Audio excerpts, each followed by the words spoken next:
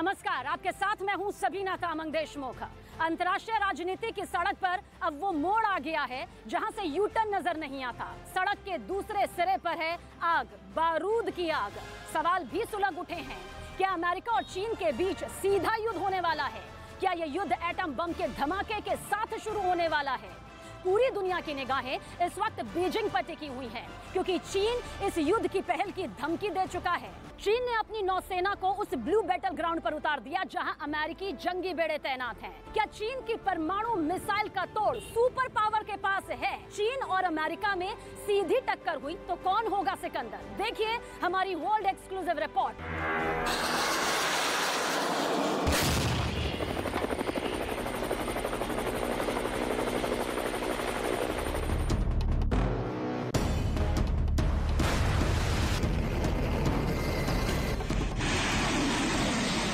ये बारूदी समंदर है जिसके पार चीन को जाना है। जलते समंदर के उस पार ताइवान है जो युद्ध के लिए पूरी तरह तैयार है। चीन ने 6 तरफ से घेरा है तो ताइवान 6 फ्रंट पर रेडी है। चीन युद्धपोत से डरा रहा है तो ताइवान मिसाइलें ताने खड़ा है। ड्रैगन एयरफोर्स के जंगी जेट के जवाब में ताइवान अमेरिका के F-16 फाइटर के साथ खड़ा है। बड़ी भीषण लड़ाई के हथियार वॉर जोन में हैं, मगर चीन अपने बारूद की बर्बादी के सिवा कुछ नहीं कर पा रहा। हफ्ते भर से जारी टकराव में फिलहाल वेट एंड वॉच की रणनीति दोनों खेमों ने अपना रखी है, मगर अमेरिका में यह हल्ला हो गया है कि युद्ध से पहले चीन का सरेंडर हो गया। ब्लू बैटल ग्राउंड में फिलहाल चीन फिजूल खर्ची के सिवा कुछ नहीं कर सकेगा। तो चीन के चारों खाने चित होने की रियल स्टोरी क्या है? क्या ताइवान को युद्ध की गीदड़ घुड़की देने के पीछे चीन की कोई और चाल है? हकीकत हैरत अंगेज है, क्योंकि इस त्रिकोणीय संघर्ष का सबसे अहम किरदार सुपर पावर अमेरिका ही है, जिसके दम पर ताइवान का वजूद टिका है। बीजिंग में लिटिल बम का खौफ, चीन में फैट मैन फटा तो क्या होगा? Minuteman 3 ready to fire. Dragon land में WW3 का हॉरर। जिन हथियारों के नाम आपने सुने ये न्यूक्लियर हैं, वही एटम बम जिसके 2 धमाके से पूरी दुनिया दहल गई थी। चीन की राजधानी बीजिंग में इन्हीं हथियारों की चर्चा हर जुबान पर है। खासकर इंपीरियल गार्डन में इस पर माथापच्ची चल रही है कि ताइवान पर हमला हुआ तो युद्ध पारंपरिक हथियारों से नहीं लड़े जाएंगे। ताइवान को बचाने के लिए अमेरिका अटैक करेगा, इसमें किसी को शक नहीं। 4 decades ago, the Taiwan Relations Act was building a strong bond between our two countries. Again, our delegation came here to send an unequivocal message. America stands with Taiwan. युद्ध क्षेत्र में मौजूद चीन दोराहे पर खड़ा है। चीन ने अगर अमेरिका को जवाब देने के लिए ताइवान पर अटैक किया तो परमाणु युद्ध टालना नामुमकिन होगा, जिसके नतीजे भयावह होंगे।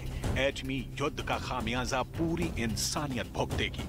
वहीं ब्लू बैटल ग्राउंड से चीन अगर पीछे हटा, उसकी हार खुद ब खुद तय हो जाएगी।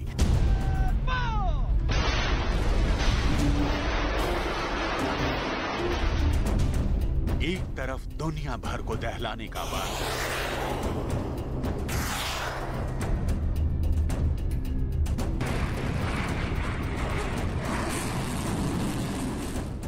लाख जवानों से बड़ी फौज,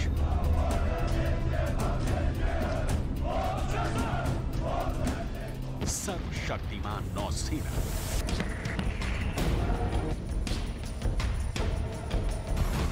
आसमानी युद्ध के सबसे विनाशकारी हथियार।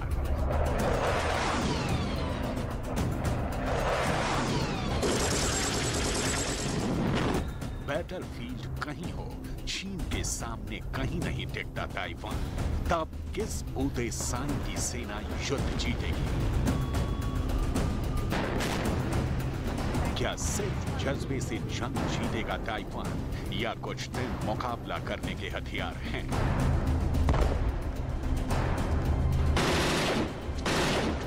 ताइवान का सेल्फ डिफेंस स्ट्रॉन्ग है, वो भी अमेरिका के हथियार के चलते।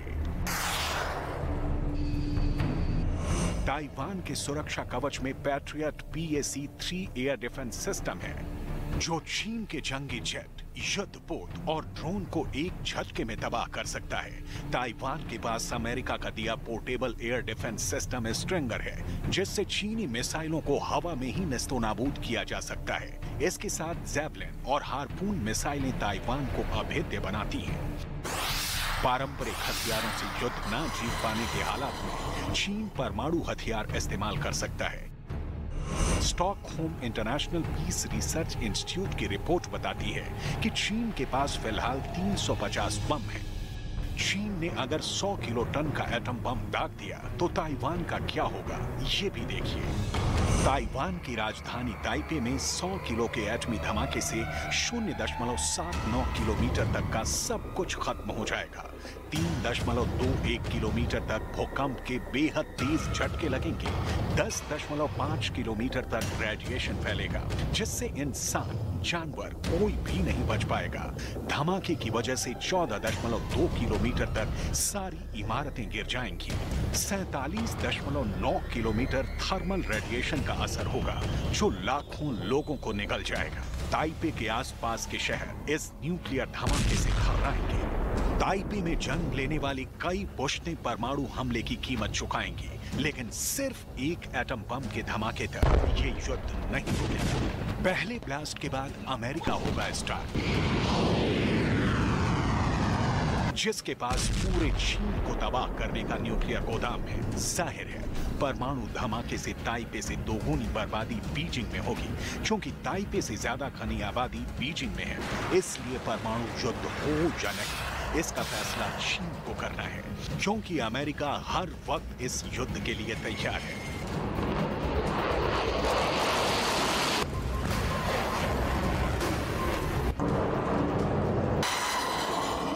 अमेरिका ने अपनी मिनटमैन 3 न्यूक्लियर मिसाइल की टेस्टिंग इसी वजह से टाल दी है।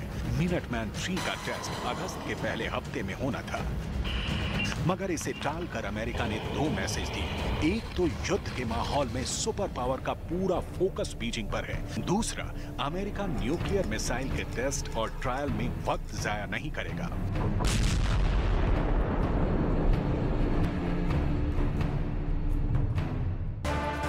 दक्षिण चीन सागर असल में प्रशांत महासागर का ही एक हिस्सा है। प्रशांत महासागर में अमेरिका का दबदबा है।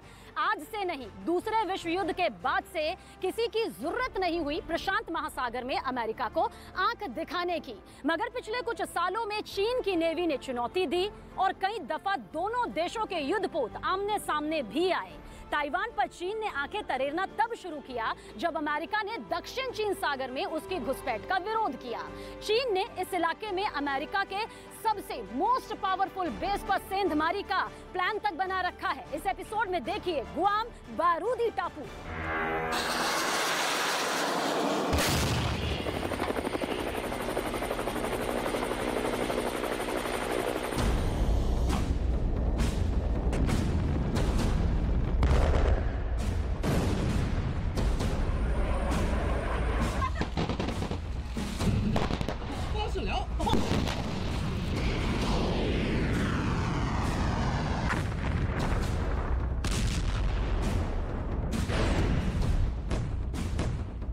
ताबड़तोड़ 11 मिसाइल धमाके।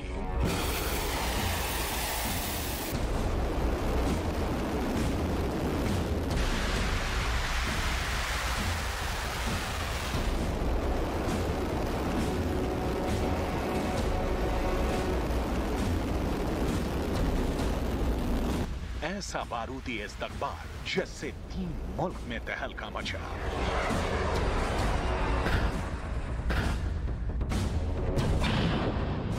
मिसाइलें तनी ताइवान पर थी, टारगेट पर अमेरिका को डराना था।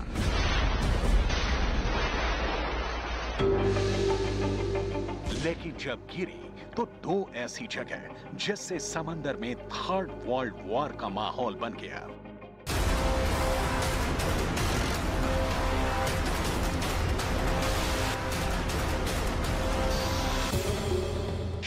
ने अमेरिका की हाउस स्पीकर नैन्सी पेलोसी की एशिया विजिट को युद्ध का बहाना बना लिया।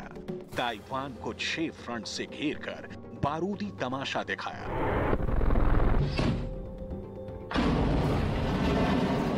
लेकिन उसकी 5 बैलिस्टिक मिसाइलें जापान के एक्सक्लूसिव इकोनॉमिक जोन में जाकर फटी। चाइनीज रॉकेट फोर्स के इस आतिशबाजी ने ब्लू बैटल ग्राउंड को धधका दिया।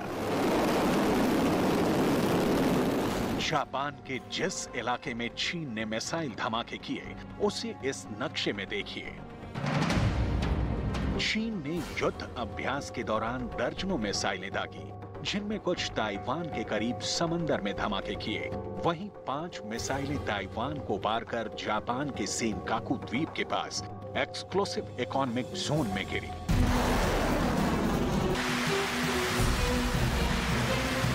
ये कोई इत्तेफाक नहीं था, ना कोई मानवीय भूल। चीन की रॉकेट फोर्स ने मिसाइलों के धमाके सेट टारगेट पर किए थे। वजह थी अमेरिका की संसद स्पीकर नैन्सी पेलोसी की जापान में मौजूदगी। सेनकाकू आइसलैंड को मिसाइल टेस्टिंग साइट के लिए इसलिए चुना गया क्योंकि इस द्वीप पर चीन भी अपना दावा करता है। मतलब ये कि जापान, ताइवान, कोरियाई द्वीप जहां दांव लगा रहे हैं, चीन वहां समुद्री इलाके हड़प लेने पर तुला है। अंतर्राष्ट्रीय इलाके माने जाने वाले दक्षिणी चीन सागर को चीन अपनी जागीर समझ बैठा है। सारे फसाद की जड़ में चीन की ये जिद है।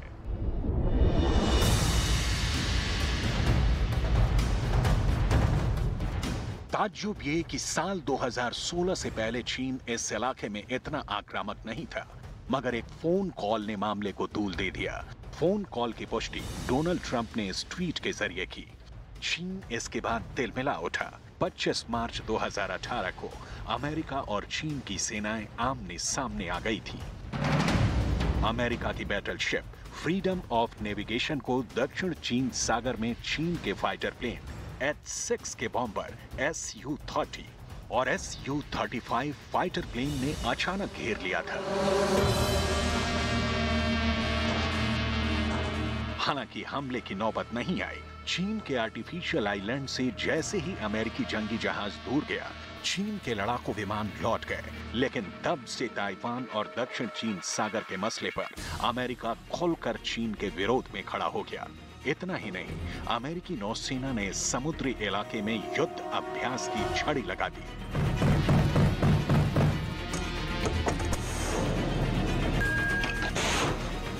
अमेरिका से बारूदी टकराव को देखते हुए चीन ने भी समुद्री सीमा पर पानी की तरह पैसा बहाना शुरू कर दिया।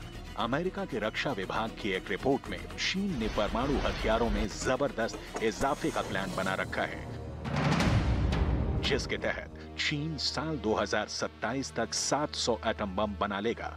इसके महज 3 साल बाद यानी 2030 तक चीन के एटम बमों का जखीरा 1000 के पार होगा।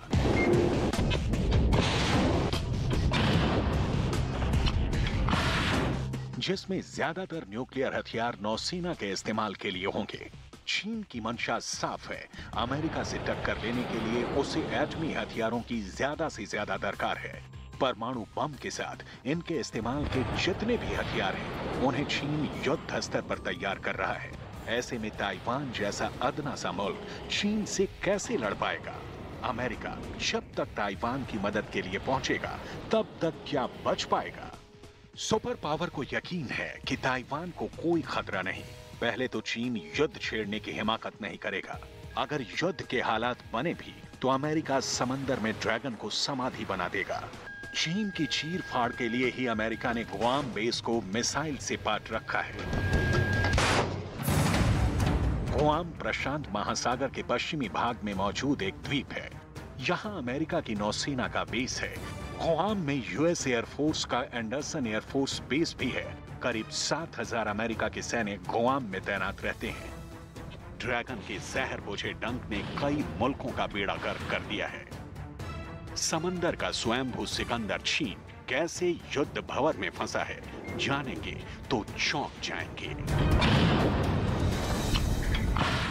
इस सिंह और पल्स का नाम शायद आपने सुना हो, नहीं सुना तो हम आपको बताते हैं। ये चीन की समुद्रबंदी की एक रणनीति है, जिसके तहत चीन की नेवी महासागर में अपनी ताकत का इजाफा कर रही है। चीन इस मिशन में साल 2004 से जी जान से जुटा हुआ है।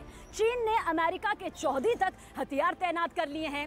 चीन ने नौसेना अड्डे जिबूटी से लेकर ऑस्ट्रेलिया के समुद्री किनारों तक बना लिए हैं। इतना ही नहीं, चीन समुद्री कारोबार पर टोटल कंट्रोल करने की जुगत भिड़ा रहा है। तो क्या शी जिनपिंग की समंदर हड़पने की सनक दुनिया को तीसरे विश्व युद्ध की तरफ ले जा रही है? इस एपिसोड में देखिए हिंद ड्रैगन का शमशान।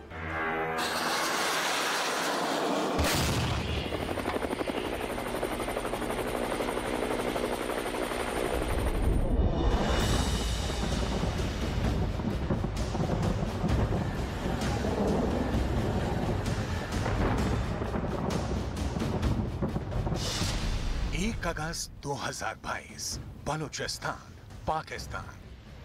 प्रलयकारी बाढ़, दहाड़ता दरिया, जिसकी जद में यूं आया तिनके की तरह बह गया। सैलाब में फंसी जिंदगियों को बचाने के लिए पाकिस्तानी सेना को लगाया गया था।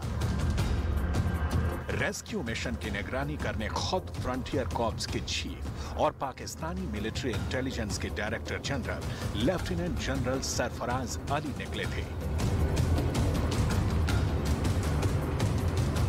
हेलीकॉप्टर में हवाई सर्वे कर रहे जनरल सरफराज के साथ 5 और टॉप कमांडर थे। पाकिस्तानी जनरल की ये आखिरी उड़ान थी, क्योंकि जैसे ही उनका हेलीकॉप्टर बलूचिस्तान के निचले इलाके की तरफ मुड़ा, एंटी एयरक्राफ्ट गन से उसे उड़ा दिया गया।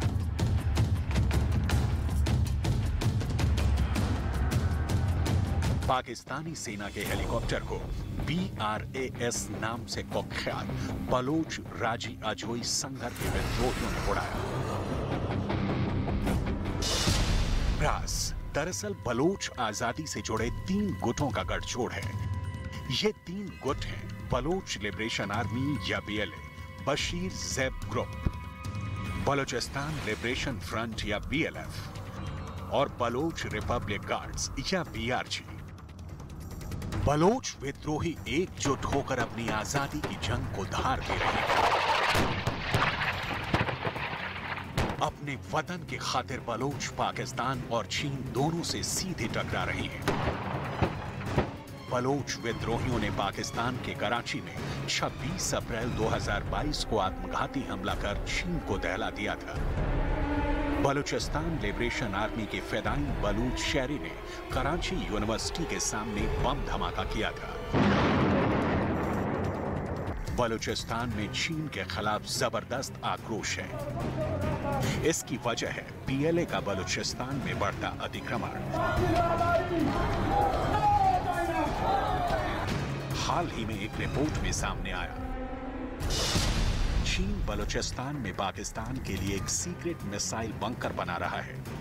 पहाड़ों में गुफा बनाकर मिसाइल शेल्टर बनाने की तैयारी चल रही है। ये निर्माण सिंध के नवाब शाह और बलूचिस्तान के खुजदर के करीब हो रहा है। बलूचिस्तान के पहाड़ों में बन रहे मिसाइल बंकर किस मकसद के लिए हैं?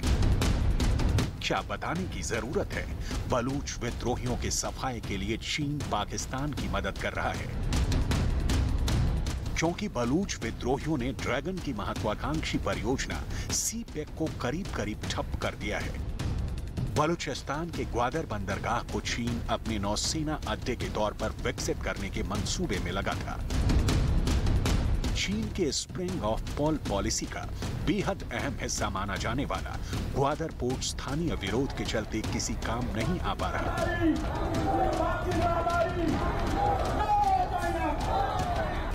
यही सूरत-ए-हाल श्रीलंका के हम्बनटोटा का है, जहां चीन के कर्ज के जाल में फंसी आवाम ने विद्रोह किया। श्रीलंका में चीनी विरोध आंदोलन इतना उग्र हुआ कि वहां की हुकूमत पलट दी गई। बागी आवाम के तख्त पलट देने के बाद राजपक्षे खानदान देश छोड़कर भाग खड़ा हुआ। क्योंकि भारत को घेरने की खातिर चीन ने श्रीलंका में जमकर निवेश किया। श्रीलंका के हुक्मरानों ने चीन से मिले कर्ज से अपनी तिजोरी भरी। नतीजे में मुल्क का बंटाधार हो गया। हालांकि हम्बनटोटा हकीकत में कारोबार नहीं, चीन के समुद्र विस्तार का छोटा सा नमूना भर है। चीन हिंद महासागर में चौधराहट जमाना चाहता है, जिसके लिए पाकिस्तान का ग्वादर पोर्ट, श्रीलंका का हम्बनटोटा, बांग्लादेश का चिटगोंग पोर्ट, म्यांमार का क्योक्कप्यू पोर्ट और मालदीव के फेयदू फिनहोली द्वीप को चीन ने अपना बेस बना रखा है। भारत को घेरने की यही नीति स्ट्रिंग ऑफ पर्ल्स कही जाती है। चीन के इस चालबाजी से भारत अच्छी तरह से वाकिफ है। हिंद महासागर में ड्रैगन की दादागिरी पर लगाम लगाने इंडियन नेवी हर वक्त मुस्तैद है। चीन की तबाही का ट्रेलर भी वक्त वक्त पर भारत के समुद्री लड़ाकों ने दिखाया। मार्च 2021 में बेसिक्स एक्सरसाइज में भारत और अमेरिका की नौसेना ने साझा सैन्य अभ्यास किया। इस वॉर ड्रिल में इंडियन नेवी का युद्धपोत शिवालिक, फाइटर हेलीकॉप्टर और लंबी दूरी के समुद्री गश्ती विमान P-8I ने अमेरिकी नौसेना के जहाज USS Theodore Roosevelt career strike group के साथ हिस्सा लिया था। 22 जून 2022 को एक बार फिर ज्वाइंट एक्सरसाइज में दोनों नौसेनाओं ने विध्वंसक हथियार समंदर में उतारे, जिसमें भारत की तरफ से जगुआर और सुखोई 30 MKI लड़ाकू विमान, मैरीटाइम स्ट्राइक जगुआर, IPL-78 हवा से हवा में ईंधन भरने वाले टैंकर विमान, अवास्क विमान और युद्धक पोत INS कोची और INS तेग ने हिस्सा लिया। तो अमेरिका की तरफ से इस मेगा एयर कॉम्बैट एक्सरसाइज में परमाणु हथियारों से लैस विमान वाहक पोत USS रोनाल्ड रीगन समंदर में उतरा। वैसे एक सच ये भी है कि हिंद महासागर में चीन की छुट्टी करने के लिए इंडियन नेवी काफी है।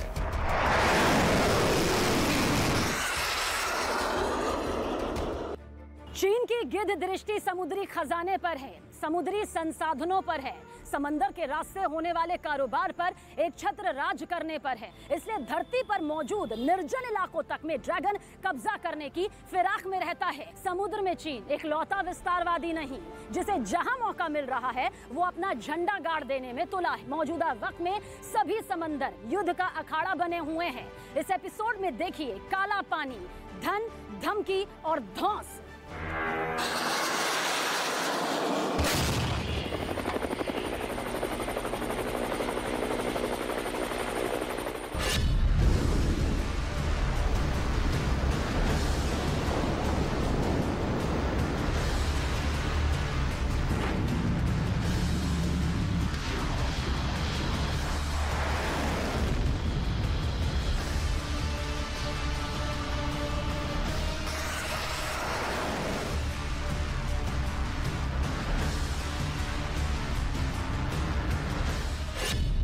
ब्लैक सी फ्लीट मुख्यालय सेवेस्तोपोल, क्राइमिया।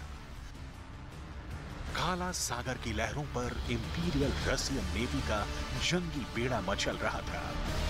अचानक आसमान में एक ड्रोन की दस्तक हुई। ड्रोन ने मिसाइल दागी। रूस का जंगी जहाज दहल उठा।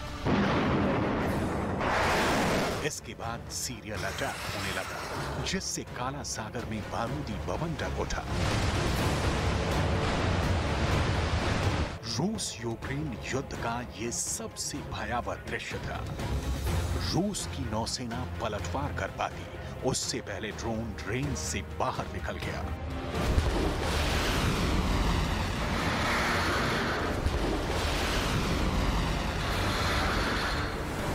जंगी जहाज पर यूक्रेन के अटैक में रूस के 6 जवान घायल हुए। रूस ने हमले के आरोप यूक्रेन पर लगाए। इसके जवाब में रूस ने यूक्रेन के कई शहरों को मिसाइल हमले से दहलाना शुरू किया।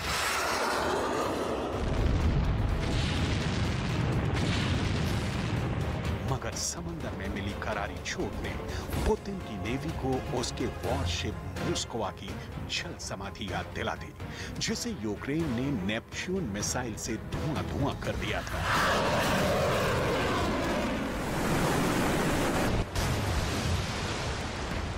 काला सागर में शहमात का ये खेल बीते 6 महीने से जारी है, क्योंकि रूस यूक्रेन युद्ध का आगाज भले ही जमीनी लड़ाई से हुआ, लेकिन सबसे अहम फ्रंट काला सागर ही है। जानते हैं क्यों? क्योंकि इस समंदर में जिसका सिक्का चलेगा वही युद्ध की बाजी जीतेगा।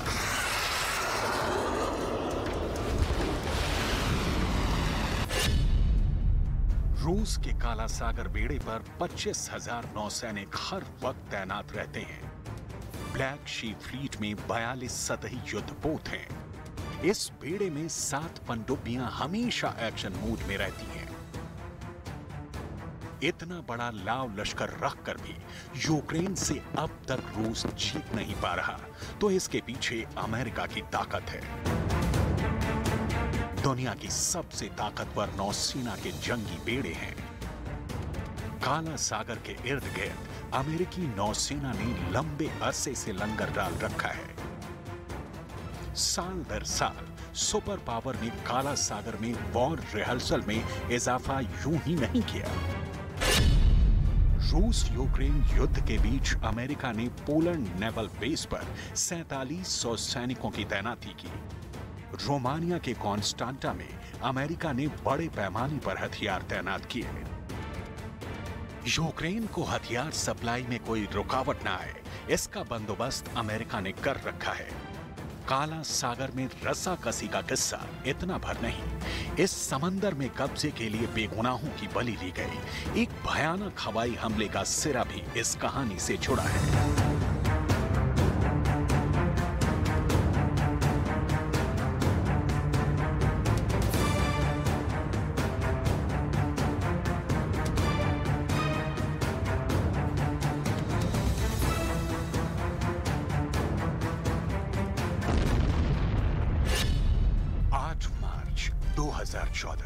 Amsterdam, Netherlands. मलेशियन एयरलाइन की फ्लाइट MH17 ने 250 मुसाफिरों के साथ उड़ान भरी।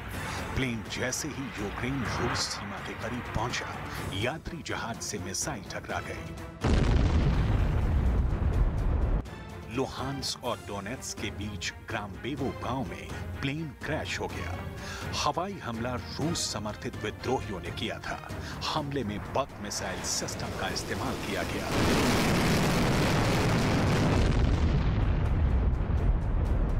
दुनिया ने इसे रूस का वॉर क्राइम करार दिया। अमेरिका के तत्कालीन राष्ट्रपति बराक ओबामा ने इस हमले के लिए सीधे रूस को कसूरवार ठहराया। Evidence indicates that the plane was shot down by a surface-to-air missile that was launched from an area that is controlled by Russian-backed separatists inside of Ukraine. मगर प्रेसिडेंट पुतिन ने मलेशिया के प्लेन पर missile हमले की तोहमत Ukraine पर मढ़ दी। Мир, во всяком случае, не были бы возобновлены боевые действия на юго-востоке Украины. И, безусловно, государство, над территорией которой это произошло, несет ответственность. इधर वाक युद्ध चल रहा था, उधर रूस ने यूक्रेन में सैन्य अभियान छेड़ दिया।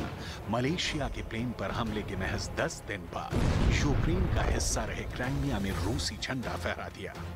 ये 18 मार्च 2014 की तारीख थी।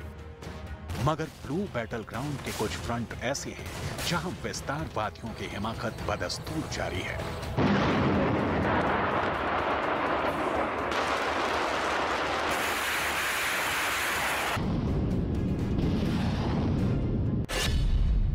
पूर्वी भूमध्य सागर में ग्रीस के द्वीप कोस्टे लोरिचो तक तुर्की ने घुसपैठ कर रखी है। ग्रीक आइलैंड तुर्की के तट से करीब 2 किलोमीटर दूर पड़ता है। चीन ने अपनी 14वीं पंचवर्षीय योजना के मसौदे में आर्कटिक में पोलर सिल्क रोड का खाका दिखा रखा है। लाल सागर के तिरान द्वीप पर इजराइल और सऊदी अरब में विवाद है। समंदर में सबकी अपनी दावेदारी है, जबकि इंटरनेशनल कायदा ये कहता है।